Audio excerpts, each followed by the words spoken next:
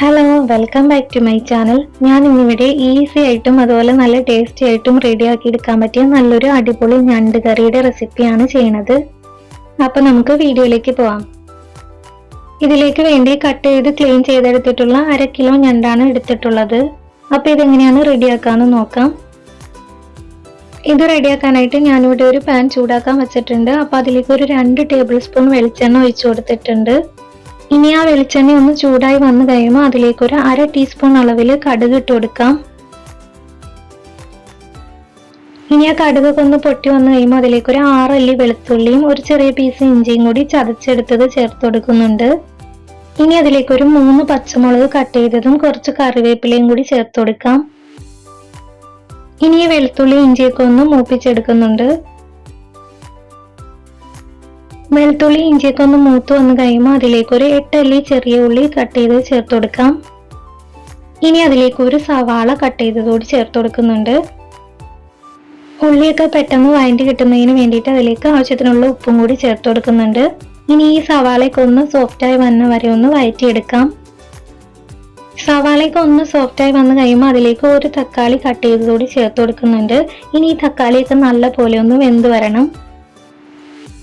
ഇപ്പോൾ തക്കാളിയൊക്കെ നല്ല പോലെ വെന്ത് വന്നിട്ടുണ്ട്. ഇനി അതിലേക്ക് പൊടികൾ ചേർത്ത് കൊടുക്കാം. 1 ടേബിൾ സ്പൂൺ അളവിൽ മുളക് പൊടി ചേർത്ത് കൊടുക്കുന്നുണ്ട്. 1 ടേബിൾ സ്പൂൺ അളവിൽ മല്ലിപ്പൊടി, 1/2 ടീസ്പൂൺ അളവിൽ മഞ്ഞൾപ്പൊടി, 1/2 ടീസ്പൂൺ കുരുമുളക് പൊടി, 1/2 ടീസ്പൂൺ ഗരം മസാല. ഇത്രയും ചേർത്തിട്ട് ഇതെല്ലാം കൂടി നല്ല പോലെ ഒന്ന് മിക്സ് ചെയ്തെടുക്കാം. ഈ മസാലയുടെ ഒക്കെ ഒരു പച്ചക്കുത്ത് മാറുന്ന വരെ ഇതൊന്ന് വഴറ്റിയെടുക്കണം.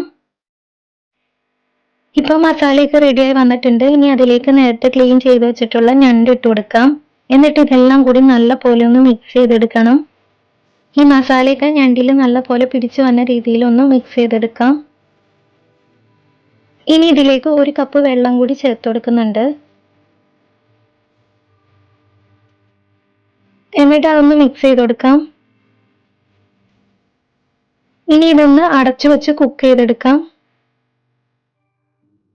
ഇടയ്ക്ക് ഇതൊന്ന് തുറന്നിട്ട് ഒന്ന് ഇളക്കി കൊടുക്കണം. ഇപ്പോൾ ഞണ്ടിന്റെ കളറൊക്കെ ഒന്ന് ചേഞ്ച് ആയി വന്നിട്ടുണ്ട്. ഞണ്ടൊക്കെ കുക്കായി വന്നിട്ടുണ്ട്. ഇനി ഈ ടൈമിൽ നമുക്ക് ഇതിലേക്ക് ആവശ്യത്തിനുള്ള ഉപ്പ് നോക്കിയിട്ട് ഉപ്പും കൂടി ചേർത്ത് കൊടുക്കാം. ഇനി ഇതിലേക്ക് ഒരു 1/4 കപ്പ് അളവിൽ കട്ടിയുള്ള തേങ്ങാപ്പാൽ ചേർത്ത് കൊടുക്കാം. എന്നിട്ട് ഇത് നല്ല പോലെ ഒന്ന് മിക്സ് ചെയ്തെടുക്കുന്നുണ്ട്. ഇനി ഇത് മീഡിയം ഫ്ലെയിമിൽ തന്നെ കിടന്നിട്ട് ഇതിന്റെ എണ്ണയൊക്കെ ഒന്ന് തെളിഞ്ഞു വന്ന വരെ ഒന്ന് കുക്ക് ചെയ്തെടുക്കാം. ഇപ്പതാ കറിയിൽ എണ്ണയൊക്കെ നല്ല പോലെ ഒന്ന് തെളിഞ്ഞു തുടങ്ങിയിട്ടുണ്ട്. കറി ഒന്ന് കുറുകി വന്നിട്ടുണ്ട്. ഇനി ഈ ടൈമിൽ നമുക്ക് ഇതിലേക്ക് കുറച്ച് കറിവേപ്പില കൂടി ചേർത്ത് കൊടുക്കാം. ഇപ്പൊ നമ്മുടെ ഞണ്ട് കറി റെഡി ആയിട്ടുണ്ട്. ഇത് നമുക്ക് കപ്പയുടെയും ചപ്പാത്തിയുടെയും ചോറിന്റെയും ഒക്കെ കൂടെ നല്ലൊരു കോമ്പിനേഷൻ ആണ്. അപ്പൊ ഞണ്ടൊക്കെ ഇഷ്ടമുള്ളവരാണെന്നുണ്ടെങ്കിൽ ഈ രീതിയിൽ ട്രൈ ചെയ്യാത്തവരാണെങ്കിൽ ഒന്ന് ട്രൈ ചെയ്ത് നോക്കൂ. എന്റെ വീഡിയോ ഇഷ്ടമാണെങ്കിൽ ലൈക്ക് ചെയ്യാനും പുതിയ വ്യൂവേഴ്സ് ആണെങ്കിൽ സബ്സ്ക്രൈബ് ചെയ്യാനും മറക്കരുത്.